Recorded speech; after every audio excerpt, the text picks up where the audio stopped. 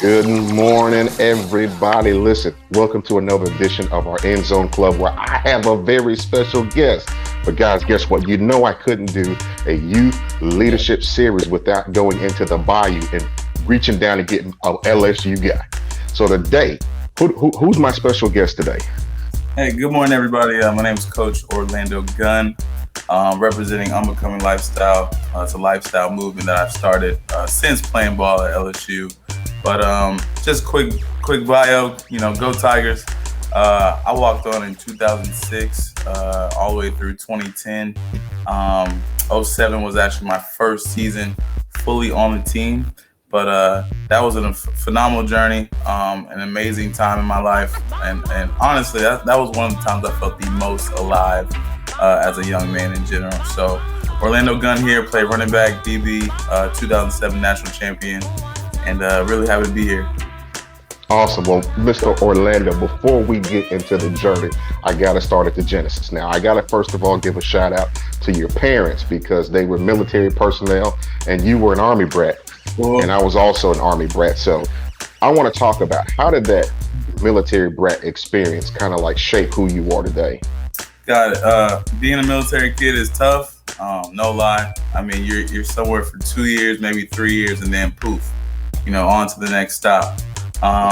For me, it was kind of a put up or shut up type thing. You better make some friends. You better say hello, and don't be a recluse because this is your new stop, and you got to make the best of it. So honestly, the toughest part was just leaving some of the really good people in your life. I was trying to do Facebook before Facebook was created, right? So a bunch of names, bunch of emails, what Air Force base we were at, what Army base we were at. I just tried to keep in touch as much as possible. So I really just I learned to value friendships, no matter where you're at, and you can make a best friend in a week's time. So it was an awesome experience, though. Got to see the rest of the world, and it really shaped my mindset that this place that I'm from isn't the only way that they do things. That there is a worldly view and a worldly aspect that you also need to be in tune with as well. Let me ask you this, because with me being an Army brat, a lot of times people ask me, where are you from? And I have a hard time answering that because it's like a gumbo pot, just a little of everywhere. Did that help you to relate with people being from a lot of different places? Definitely that. I can remember, that's a funny story. So, on your Letterman jacket, you usually a lot of people put their state, right? Being that I was a military kid, I had 3 states on the back of my Letterman jacket. I was born in Georgia, I lived in Florida, and I lived in Texas. So, I had a tri-state native on the back of my Letterman jacket. And so I had spent equal time in all these places. And so, but to be able to, tell people, I wasn't born in Texas, but I got here as fast as I could. That was one thing, right? To say that you love peaches and you're from the peach state, being a Georgia native, that was awesome as well.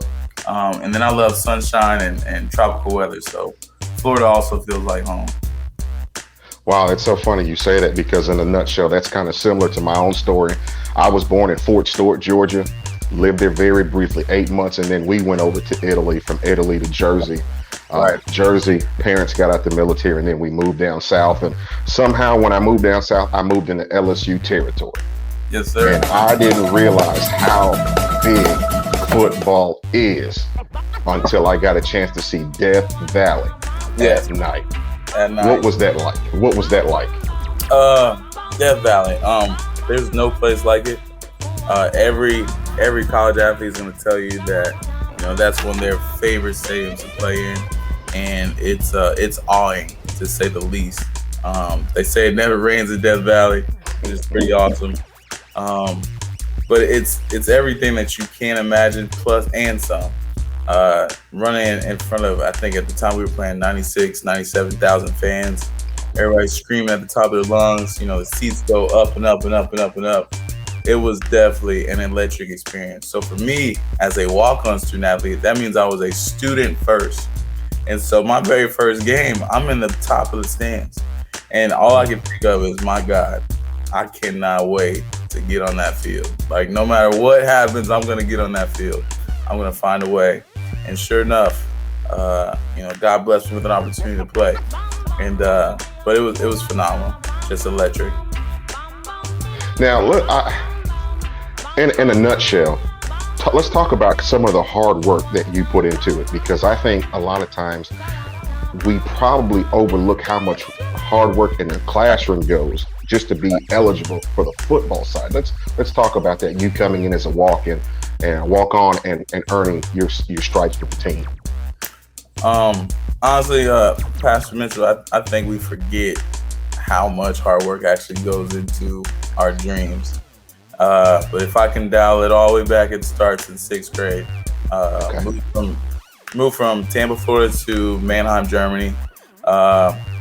I was a hefty kid, didn't have many friends, wasn't really sure what direction I was going in. And a teacher noticed me sitting in the back of the lunchroom by myself. And, at this point, I had lost a pretty good nucleus of friends. So I was being more of a recluse than usual. And for 2 weeks, I sat in the same spot in the lunchroom and nobody talked to me. One day, a teacher noticed me. She brought me to her office. She asked me, what are my plans? What are my goals? I just said, well, I want to make good grades and I want to be known. I just want to be somebody. And so she put me in a program called AVID. And so AVID it stands for Advanced Via Individual Determination. And so AVID's a college readiness program that prepares your BC students and turn them into AB students. And we learn about community. We learn about actually going to college and creating careers. And so that was one of the main pillars in my life. Sports was another one, but AVID brought a lot of education and community aspect that was huge, especially that my parents had already instilled, but it was to get it on the outside of my household, which is also important. And so from that standpoint, I learned to be college focused, learn how to take notes, learn how to study, and I also realized if I wasn't an AVID student, I'm not sure I would have made it on as a walk-on student in college, because as a walk-on student, no one's holding your hand, nobody's calling you, telling you what time you need to be in class. Nobody's reporting to me what is due that week. I personally had to manage everything myself. And so that, it's a lot of the hard work that had to go into it. Had to keep those grades up. The only reason I was eligible to even go to LSU is because I had a 3.5 GPA. Wow. Shout out. Good job. But my dad instilled that when I was a kid by saying, don't bring anything lower than a B in this house. Right? Now, I took ownership in 6th grade when I noticed some kids were at a pizza party because they had honor roll and I wasn't. And so that was my carrot at the time. Why am I not in that room? Right? Why am I not being celebrated? Well, this is what you have to do. And so a lot of people, you got to find your internal or indomitable spirit, figure out what really moves you, what do you really want, and kind of go after it. And that's what I did. So that was the foundation. One, having academic counselors, academic teachers, but having some people hold you accountable academically, which is huge. I'm listening to your story and I'm getting so many different takeaways because, whereas we're gearing this towards a certain demographic, what you're saying applies to everybody, because leadership starts with a foundation. And I'm glad that you had a father that was able to really speak that, but also you're speaking to those who are falling to the crack. You're giving them kind of like a sense of standard. But one thing I like about that foundation you got is even playing football, you got a chance to experience, to me, the best program in the world in LSU. Saw what championship teams look like, saw the building blocks, right. But you were so much more than a football player. Yes, sir. I think that's a personal thing. I would tell myself, I'm not just a football player. This is something I do. And what happened was I'd go to a lot of different events or hang out with some friends of mine. We go to a party or we go to a social event, and they say, "Hey, this is my friend Orlando. He plays football at LSU." And everywhere I went, that was my introduction. I started to notice, I was like, I'm not just a football player. It's just something I do. Because everybody's days are numbered. There's going to be a day you're going to have to hang up the cleats, whether we want to or not. We all can't be Tom Brady and Drew Brees, right? So at that point, I had to just come to a realization myself that I'm going to build a well-rounded itself. Well-rounded opportunities, and put my eggs in different baskets, period. Because I've seen multiple people get cut from teams. I've seen people go to the league, air quotes, make it to the league, and then they get hurt week 1, 2, 3, 4 preseason, and it's over. I've seen people at LSU be the best player that we've ever seen. They're highly touted, about to be drafted number 1. The night before the draft, they're in a horrific car accident. Right? It's happened once or twice. Shout out to Demetrius Byrd and my boy Chad Jones. These are two guys who are going to be the greatest, and they just had some really unfortunate events take place. And to be that close, man, my heart goes out to them and other people like that. Because as kids, we fantasize about this dream of quote unquote making it. We want to pay our parents back. We want to, live big, live a good life. But at the same time, just breathing is your grandest opportunity. God gave us the sun, and that's all we need. And so for us to throw on all these man-made dreams and pressures, that's really unfortunate. And we actually miss what life is really all about. So that's why I want to always remember that I'm more than just a football player, more than an athlete, right? More than just shut up and dribble. So I'm glad, guys like LeBron started movements like that. Wow, man, I wish we had more time than what we had, because you've really kind of struck at the vein of a lot of things that I'm passionate about. But, one thing I like about you, talking about being more than a football player, you had academic success 2018, you were all SEC with the honor roll. 2010, you won the Male Athlete Scholar of the Year, or Student Athlete Volunteer of the Year. I think it speaks a lot about a man's character and leadership when he is in this bubble as a football player. Right. But he's more involved with the community around them. From that point, from winning that award, what are some things that you've done in the community before we get out of here?